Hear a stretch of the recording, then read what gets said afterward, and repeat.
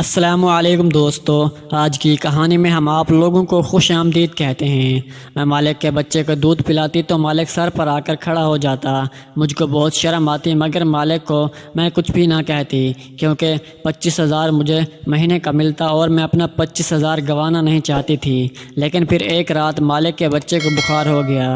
مالک نے دوائی دی اور کہنے لگا آج رات تک رک جاؤ۔ میں مان گئی، مگر اس رات میرے ہوش اڑ گئے جب مالک نے میرے شوہر کی تنخواہ بہت زیادہ نہیں تھی، بڑی مشکل سے گھر کا گزارا ہو پاتا۔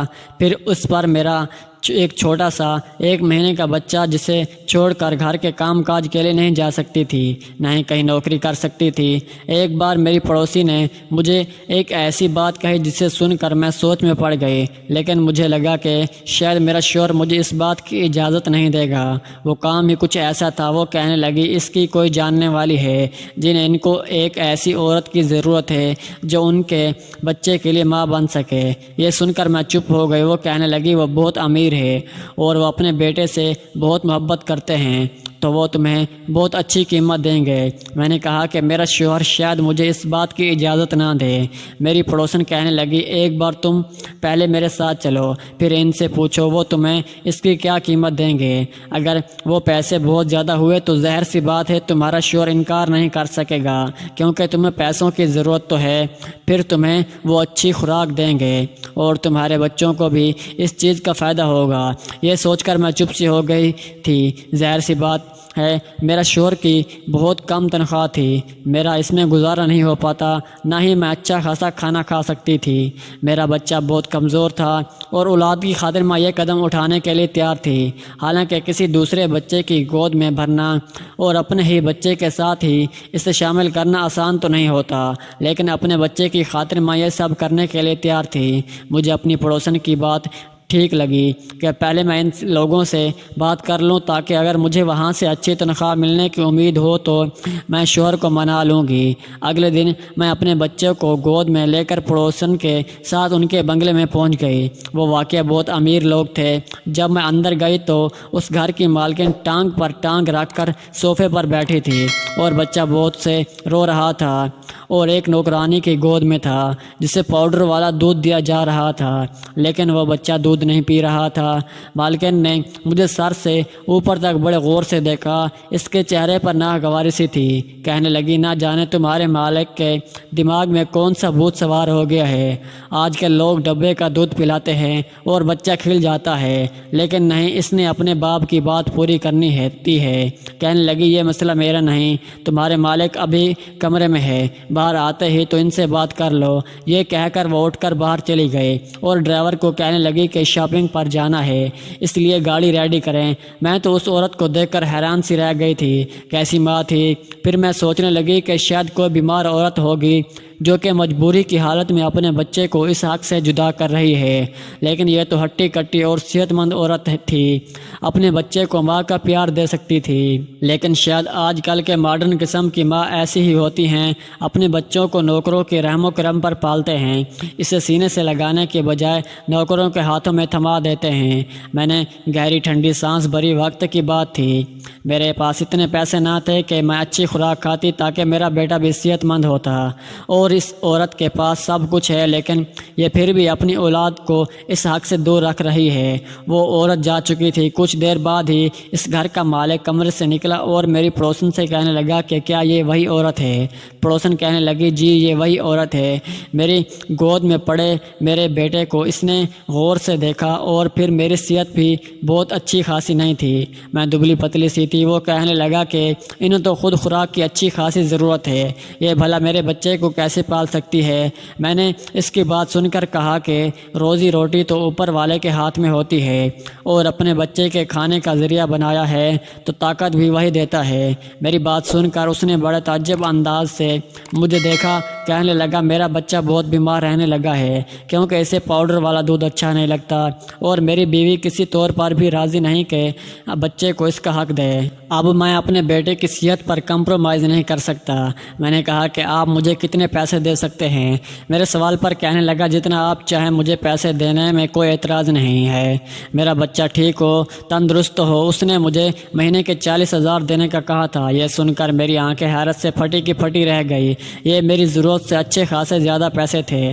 جب میں نے اپنے شوہر کو بتایا تو وہ پہلے خاموش ہو گیا، لیکن تھوڑی سی منت کرنے کے بعد اس نے مجھے اجازت دے دی۔ لیکن اگلے دن جب میں اس بنگلے میں گئی، مالک گھر پر ہی موجود تھا۔ وہ کہنے لگا، دیکھ کر اپنا بیٹا مجھے پکڑا دیا اور پھر کہنے لگا، آج آپ کو دن بھر یہیں رہنا پڑے گا، گھر آپ 10 بجے کے بعد جا سکتی ہیں۔ میں اپنے بیٹے کو بھی ساتھ لے کر آئی تھی۔ میں ایک نوکرانی کے ساتھ کمرے میں چلی گئی۔ وہ کمرہ اس بچے کے لیے بنایا گیا تھا۔ وہ بچہ روئے جا رہا تھا، شاید بہت بھوک کی وجہ سے۔ میں نے اسے اپنے گلے سے لگایا اور اسے چپ کرایا، اور کچھ دیر بعد میں وہ سو چکا تھا۔ لیکن اس بچے کو میری گود میں دیکھ کر میرا بیٹا بڑے غور سے مجھے دیکھ رہا تھا۔ میں اپنے بچے کے حق میں کسی اور کو شامل کر چکی تھی۔ میرا بیٹا بار بار میری طرف لپک کر گود میں آنے کی کوشش کر رہا تھا، لیکن اس وقت مالک کا بیٹا میری گود میں تھا۔ میں اسے سلانے کی کوشش کر رہی تھی۔ میں نے اپنے بیٹے کے چہرے پر عجیب سی بے چینی دیکھی تھی۔ کچھ ہی دیر میں مالک کا بیٹا سو چکا تھا، لیکن میرا بیٹا جب بھی میری طرف لپکتا، میں مجبوراً اسے خود پیچھے ہٹانے کی کوشش کرتی۔ مجھے لگ رہا تھا کہ جیسے میرا بیٹا ابھی رو دے گا، اس لیے میں نے اس بچے کے کھلونے اپنے بیٹے کے آس پاس رکھ دیے۔ میرا بیٹا کھلونے سے بہک گیا تھا۔ میں نے اس بچے کو سلایا اور بیڈ پر لٹا دیا۔ کمرے میں ہی ایسی آن تھا۔ پھر میرے بچے کو بھی بھوک لگ رہی تھی، اس کا بھی سونے کا وقت تھا۔ میں نے اپنے بیٹے کو بھی سلا لیا، لیکن سوچ رہی تھی کہ اسے لٹاؤں کہاں۔ بیڈ تو اس مالک کا تھا اور مالک کے بیٹے کا تھا۔ میں نے اپنے بیٹے کو زمین پر لٹا دیا اور خود بھی اس کے برابر میں بیٹھ گئی، اور کچھ ہی دیر ہوئی تھی مجھے وہاں بیٹھے ہوئے۔ کچھ ہی دیر بعد کمرے کا دروازہ کھلا اور ایک نوکرانی کمرے میں داخل ہوئی۔ اس کے ہاتھ میں ایک دودھ کا گلاس تھا۔ اس نے وہ مجھے تھما دیا۔ میں اسے حیرت سے دیکھنے لگی۔ کہنے لگا، مالک کہہ رہا ہے اسے تم پیو، اور کچھ دیر بعد میں تمہیں پھل بھی لا کر دوں گی، وہ بھی سارے کے سارے تمہیں کھانے پڑیں گے۔ یہ سن کر تو مجھے حیرت ہو گئی۔ میں نے کہا کہ میں یہ سب کیسے کھاؤں گی؟ اور نوکرانی کہنے لگی، مالک کا حکم ہے، وہ کہہ رہے تھے کہ آپ اچھا کھائیں گی، اچھا پئیں گی، تبھی ان کا بیٹا بھی صحت مند رہے گا۔ یہ سن کر میں نے دودھ کا گلاس پی لیا۔ پورے 1 سال کے بعد میں نے دودھ کا گلاس پیا تھا، ورنہ تو روز بس 2 گھونٹ دودھ 1 کپ چائے میں ڈال کر پتلی سی چائے ہی پینے کو ملتی تھی۔ ساتھ نہ جانے کیوں میری آنکھوں سے آنسو بہہ رہے تھے۔ وقت بھی انسان کو کیسے دن دیتا ہے۔ کہاں میں ایک روٹی کو ترستی تھی، اور یہاں میرے سامنے دنیا جہاں کی ہر چیز رکھی تھی۔ صرف اس مالک کے بچے کی وجہ سے 4-5 دن میں میری صحت میں کافی فرق آنا شروع ہوا۔ لیکن ایک چیز جو میں نے محسوس کی تھی وہ یہ تھی، جب بھی مالک کے بیٹے کو کمرے میں لے جاتی، کچھ دیر بعد ہی مالک کسی نہ کسی بہانے سے کمرے میں آ جاتے۔ مجھے بڑے عجیب سی نظروں سے دیکھتے، مجھے الجھن سی محسوس ہوتی۔ میں فوراً سے بچے کو گود سے اتار دیتی۔ وہ مجھے اپنے بیٹے کے بارے میں پوچھتے۔ مجھے اپنے مالک کی حرکت بہت بری لگتی تھی۔ وہ بغیر اجازت کیوں کمرے میں داخل آتے ہیں؟ جب 4-5 دن یہی سلسلہ جاری رہا تو پھر میں نے ایک دن کہہ دیا کہ دیکھیں، مجھے اچھا نہیں لگتا، بار بار کمرے میں آپ کیوں آتے ہیں؟ میری بات پر اس کے ماتھے پر بال پڑنے لگے۔ سچی بات بتاؤں تو میں نے کہا، جی بتائیں۔ وہ کہنے لگا، دیکھو، میں آپ کو جو کھانے پینے میں اتنی چیزیں پیش کرتا ہوں، صرف اس لیے کرتا ہوں تاکہ میرا بچہ اچھی صحت کا ہو جائے۔ مجھے یہ شک رہتا ہے کہ آپ میرے بیٹے کی بجائے اپنے بیٹے سے زیادہ پیار کرتی ہیں، زیادہ توجہ اسے دیتی ہیں۔ میں اگر پیسے خرچ کر رہا ہوں تو اپنی اولاد کے لیے کر رہا ہوں۔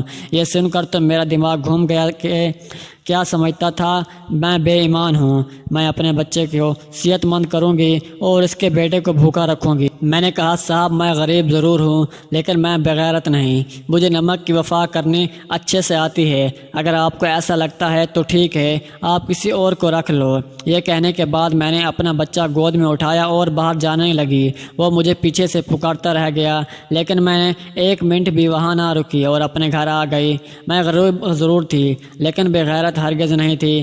اتنی باتیں سننے کے بعد بھلا میں کیوں وہاں رک جاتی؟ میں اپنے بچے کے حق میں اس کے بیٹے کو دے رہی تھی، اس کا خیال بھی رکھتی تھی۔ جب تک میں وہاں ہوتی، اس کے بچے کو سنبھالتی اور اپنے بچے کو اس کے کھلونے سے بدل رہتی۔ حالانکہ میرے بیٹے کا حق تھا کہ میں اس پر دھیان دیتی۔ اسی رات مجھ پر ایک مصیبت آن پڑی۔ میرا شوہر واپس گھر نہ آیا تھا۔ رات کے 12 بج گئے تھے۔ تو میں بہت پریشان تھی جب مجھے فون آیا اور کسی نے بتایا کہ میرے شوہر کا ایکسیڈنٹ ہو گیا ہے۔ یہ سننا تھا کہ میں جلدی ہسپتال پہنچ گئی۔ میرے شوہر کی موت ہو چکی تھی اور بری طرح زخمی تھا۔ جب مجھے ڈاکٹر نے آ کر بتایا کہ آپ کا شوہر اب اس دنیا میں نہیں رہا تو میں بے ہوش ہو کر گر چکی تھی۔ کبھی میں اپنے کچھ مہینے کے بچے کو دیکھتی تو کبھی اپنے شوہر کے مردہ شریر کو۔ میں پھوٹ پھوٹ کے رونے لگی تھی کہ کچھ سمجھ میں نہیں آ رہا تھا کہ کیا کروں۔ ہمارے گھر میں لوگوں کی بھیڑ جمع تھی۔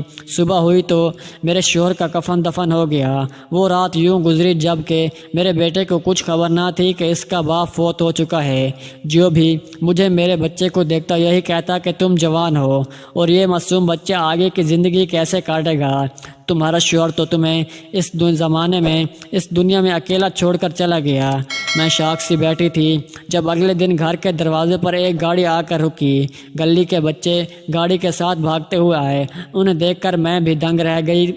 پھر ہمارے چھوٹے سے محلے میں یہ بڑی گاڑی کہاں سے آ گئی تھی۔ تبھی ہمارے گھر کا دروازہ کھلا اور مالک کو دیکھنے لگی۔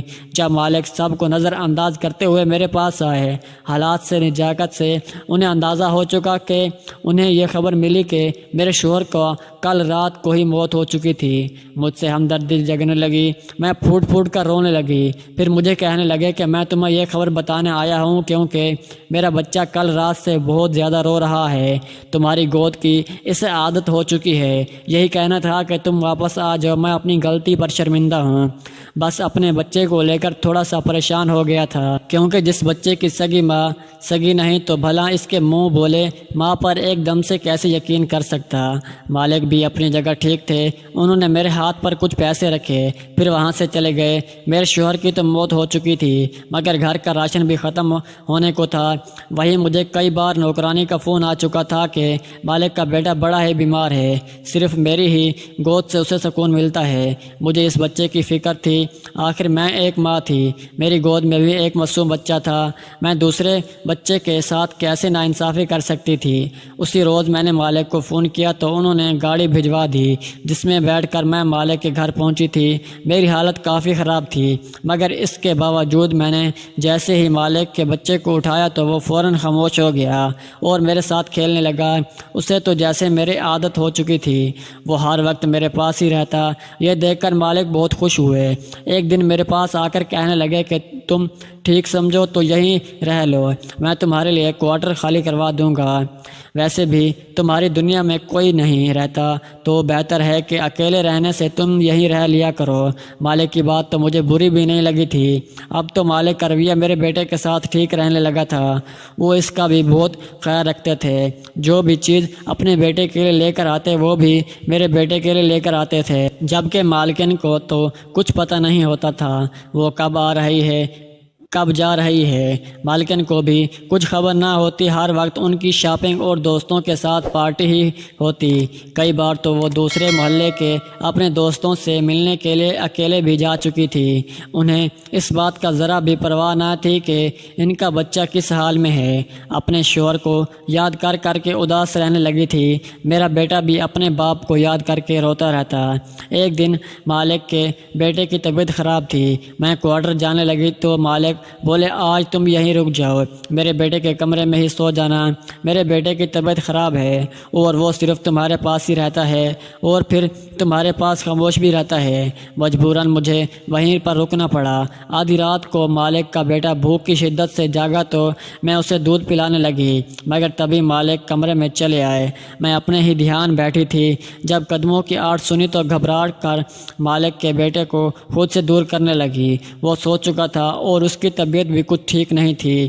میری ہڑبڑاہٹ دیکھ کر مالک میرے سامنے کرسی کھینچ کر بیٹھ گئے اور پھر جو بولے وہ سن کر میرے قدموں کے نیچے سے زمین نکل چکی تھی۔ مالک کہنے لگے کہ دیکھو جو میں کہہ رہا ہوں وہ دھیان سے سننا۔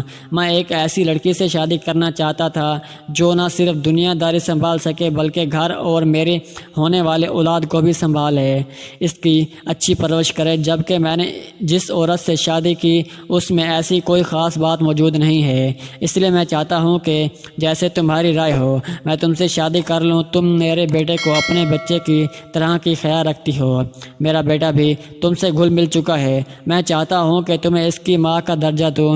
میں نے جب مالک کی بات سنی تو میرا چہرہ لال ہو چکا تھا۔ میں فوراً کہنے لگی نہیں نہیں، مجھے صرف اپنے شوہر سے محبت ہے، میں ایسے کیسے آپ سے شادی کر لوں؟ ابھی تو ان کی روح کو سکون بھی نہیں ملا ہوگا۔ میں فوراً اپنے کمرے میں چلی گئی۔ مالک کہنے لگے کہ تمہیں یہ فیصلے کا حق ہے، تم جو کہو گی میں وہی کروں گا۔ مالک کا رویہ میرے بچے کے ساتھ بہت اچھا تھا، اسے تو امیروں والے ارمان سب مل رہے تھے۔ میں نے بہت سوچا اور اپنے بچے کا فیوچر کا سوچا تو میں نے مجبوراً مالک کے لیے ہاں کر دی۔